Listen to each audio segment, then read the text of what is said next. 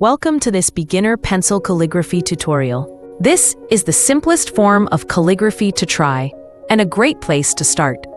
The very first thing to understand is the difference between upstrokes and downstrokes. Use light pressure on upstrokes and heavy pressure on downstrokes. These strokes are the foundation of beautiful letters. Next, we move on to some common strokes: loops, curves, and waves. Practicing these will train your muscles and help your hand get used to the movement and flow of calligraphy.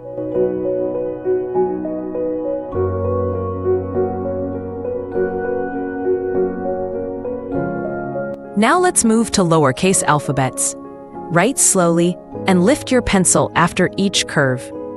This helps you focus on where to add pressure and where not to. Take your time. Building good habits now will lead to beautiful results later.